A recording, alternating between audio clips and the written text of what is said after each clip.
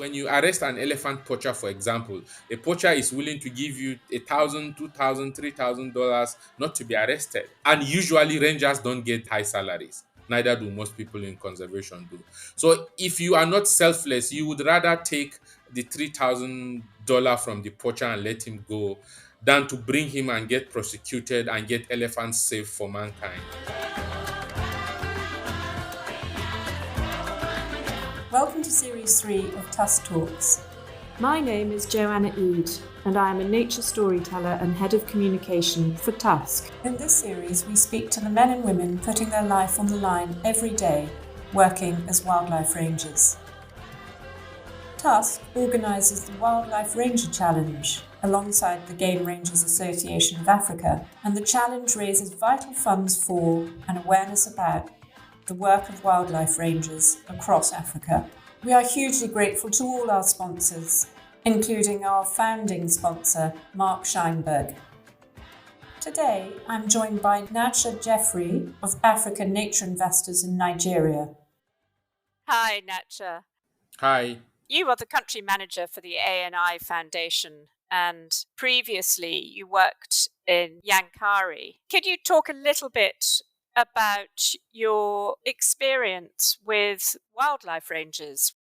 Yes, I can. Thank you for the question. It's when I joined the WCS about maybe 13, 14 years ago to work in Yankari, I signed a 1-year contract because I thought I would just go and gain some experience for a year and I go do my PhD because I had already gotten admission to go do my PhD somewhere. Then I went into this place and it was a completely disorganized system. The rangers are untrained. The rangers are not motivated. They love the job, but you can see that a lot needs to be done for them to really get to their potential. Why do you think they were not motivated? What was the reason for that, do you think? I think because the government was just not responsible enough. That was when WCS, the organization I worked for at that time, we decided to ask the government to sign a co-management agreement with us so that we can take over managing the rangers and do it in a better way than what they were doing.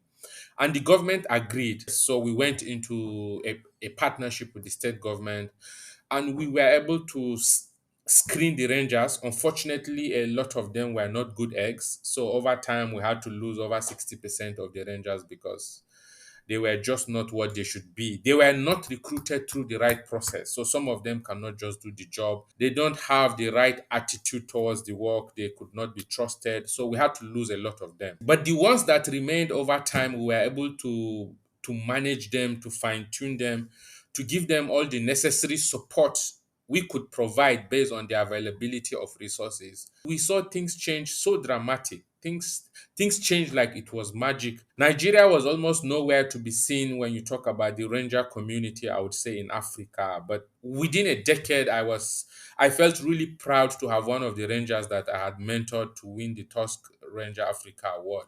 I felt, wow, the time I have spent here did not go in vain. Because I had always signed a 1-year contract with WCS because I thought I'm not going to stay here any longer. I'm not going to stay here much longer. But it ended up becoming a decade because I became really passionate about my time and my life with the Rangers. And I always felt like I have to do more. They need someone to always stand by them and someone who they can see as a mentor and who would work closely with them. So I really enjoyed that. What do you think is the secret of your success? I mean, it's really fascinating to hear that within 10 years, you went from, as you say, Nigeria nowhere to be seen on the map in terms of rangers to winning a Tusk Ranger Award. What do you think was really key in those 10 years to make that different? And how did you get your passion across? How did you motivate the rangers? I don't see 10 years as small, but yeah, I think it's small. I think for me, it was about the passion. I loved the job. That was what I studied. But I was looking at the problem from the bottom. I wasn't inventing problems or importing problems from other places. I was working very closely with these guys. I go to the field with them. I eat the types of meals they ate. I attended their family events. So they saw me as a friend and as a brother and as someone they could trust to do the job. and I made sure I always kept my word. So they saw a lot of hope, a lot of future doing what I tell them to do. Even when they don't understand it, they know that I wasn't going to betray them or fail them. So they were just out to do what I tell them to do. And over time I was able to kind of teach them to understand why I wanted them to do things in those ways. So I built a team spirit. Yes, and you encourage their trust. Yes, I encouraged their trust, but also I was leading from the bottom. I was participating in all their activities. Whenever there is a ranger training, I participate as a student or as a trainee, not as the landscape director. Whenever there is anything, when they go on patrol, I follow them so many times as a ranger, not as the director. So they kind of really saw that I was someone who was going to go anywhere with them. And I also ensured that their welfare was taken very good care of. Before we went there, many rangers were injured and were neglected. So the first task I had when I started the program was to go around the villages and look for all the injured rangers. We were able to commit some funding, take them and get proper health care. So I was able to demonstrate that even these ones that did not work with us would get the right attention. It was not an easy job, but it was worth the while. Yes, absolutely. Can you explain to our listeners, some of whom might not fully appreciate quite how vital and the ranger profession is for the conservation of African wildlife? Can you describe a little bit how critical their role is and what rangers do on a daily basis? I could not imagine surviving or even going to Yankari or even going to Gashaka now, which is worse, if we had no rangers. An example with Gashaka, before ANI signed the co-management agreement with the Nigerian National Park Service, lots of Gashaka had been taken over by bandits, by cattle rustlers. Communities could not go round to their farms, they couldn't do their businesses, they couldn't go to so many markets because it was unsafe for them to do that. But when ANI came to Gashaka, we were able to over time mobilize resources and be able to train and with the National Park Service recruit more rangers who have now dominated the park. And I can tell you, Gashaka Gumti now, it's the safest national park in Nigeria. So the work of the ranger is not only to protect wildlife in Nigeria, it's also to protect the communities and to allow them do their economic activities. It's sad to say that except the national parks, the two national parks that ANI is involved in Nigeria, you cannot go to most of the national parks in Nigeria and walk freely because it's been taken over by bandits, which also means that a lot of these bandits are affecting the communities who cannot go around to do their economic activities. And many of the youngsters in these communities, over time, because of poverty and bad influence, get recruited into some of these really bad groups and they become bandits and terrorists as well. So the work of the rangers, their role in Nigeria especially, cannot be overemphasized. However, we understand that rangers need to be trained, motivated, and managed very closely. If you let them go loosely, rangers can also become a problem. So they need very good management to be able to maximize their potential. Yes. What do you think makes a good ranger? I think it's a lot. I spent time in the US about 8 years ago studying the US park management system at Colorado State University. So I had a very unique privilege of visiting maybe 15, 20 national parks in the US. Now, the role of the ranger in the US is quite different from the role of a ranger in Nigeria. What makes you to be a good ranger in Nigeria is, I think, number one is passion. Number two is getting the opportunity. Many people have the passion, but they don't have the opportunity. But also here, you require a lot of physical fitness and trust. You have to be somebody who can be trusted, but also a very big risk taker. To be a ranger here means a risk taker because every day you go out on patrol, you are unsure of what is going to happen because you are not only facing wildlife and poachers, sometimes you are facing bandits, sometimes you are facing a lot of really, really tough forces. Sometimes I say rangers here are more active than any security personnel because other people only go out to face maybe armed robbers, maybe kidnappers, but rangers go out to face everything: harsh weather, wildlife, and all of the other things as well. Yes, Yeah. yes. So you need to be very fit, you need to be trusted, you need to have passion, and you need to be selfless. Selfless, can you elaborate on that a little bit? Yes, because so many times my experience working with rangers is when you arrest an elephant poacher, for example, a poacher is willing to give you $1,000, $2,000, $3,000 not to be arrested. And usually rangers don't get high salaries. Neither do most people in conservation do. So if you are not selfless, you would rather take the $3,000 from the poacher and let him go than to bring him and get prosecuted and get elephants safe for mankind. So most rangers are able to get them prosecuted. So if you are selfish, you would only look at yourself and your family rather than the big picture. Yes, I see. Yeah.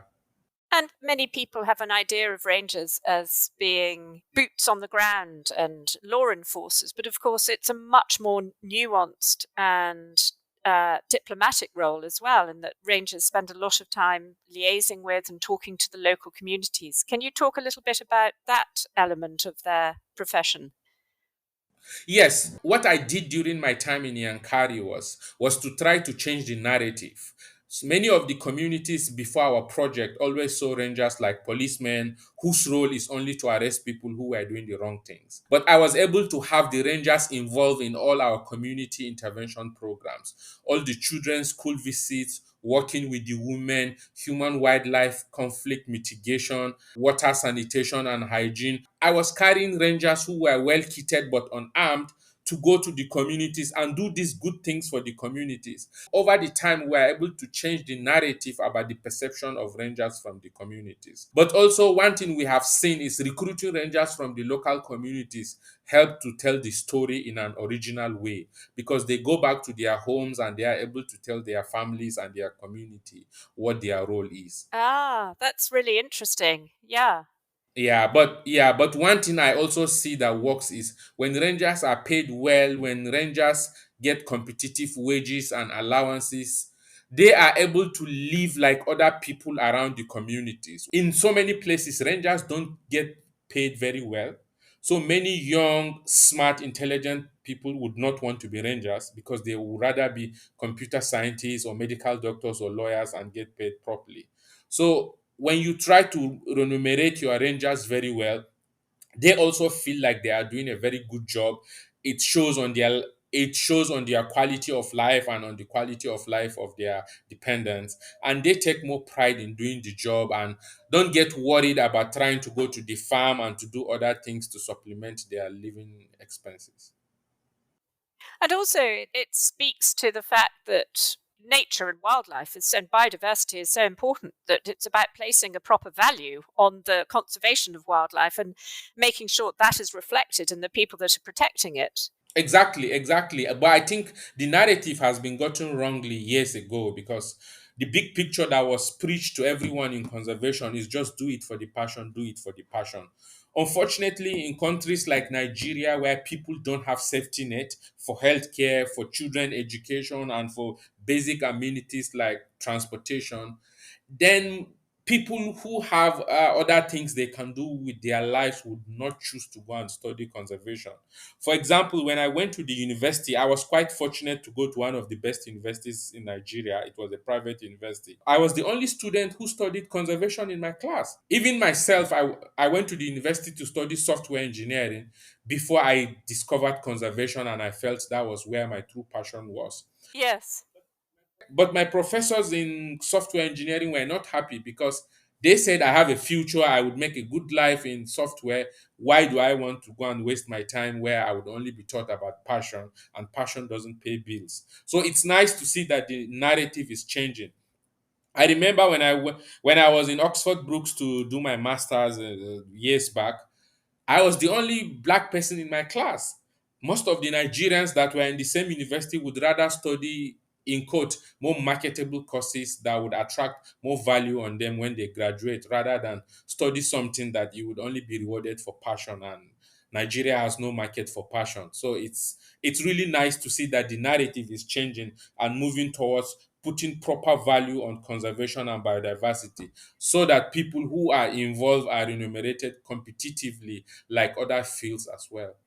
And in terms of rangers having a sort of diplomatic and educational role within the community, can you talk a little bit about how important that has become in changing the narrative as well? Yes, I think it has increasingly become important because in a country like Nigeria, for example, where the majority of the population always assumes that the government is embezzling their resources, probably some of it is right. It's even the poor community, sometimes they feel we would go and destroy wildlife and get our share of the national cake since we cannot get what the big guys in the center are getting. But when the rangers go out to educate them, to tell them, no, we are doing this for you, this is for all of us.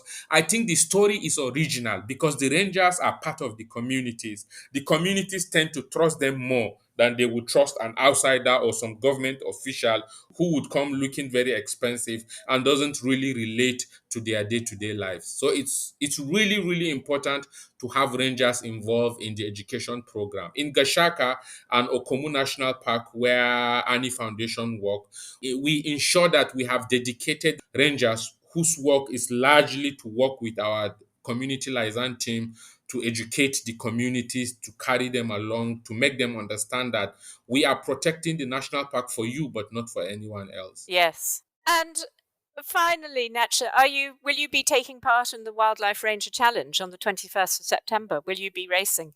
I plan to. I plan to go and run with the Rangers. I've run with the Rangers 3 times. The other times I couldn't participate was due to conflicting engagements, which had taken priority. But I plan to participate this year. Ah, fantastic! And are they training? Yes, they have been training for several weeks now, and they are all excited, looking up to the big day. Fantastic! And what kind of landscape and terrain will they be running through? It depends. The Rangers in Gashaka would be running through very, very mountainous terrain, very waterlogged during this season. I think for the past 3 years, it has always been raining while they were running. It happened to me once while running with them. Yeah, so it's quite very tough terrain. In Okomu National Park, our other project, they will be running in a rainforest where humidity is very high. You feel there is very little oxygen, but because they live there and have been practicing there, they would survive. They're used to it. But I think for them, it's quite interesting to participate in this with other rangers around the world.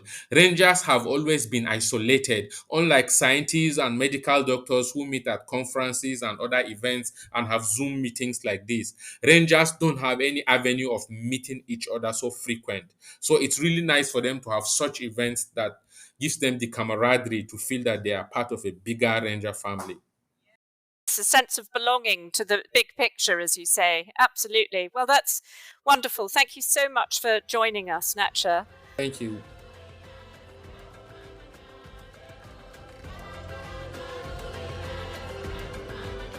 If you would like to find out more about the Wildlife Ranger Challenge and the vital work that wildlife rangers do in Africa, please see wildliferangechallenge.org.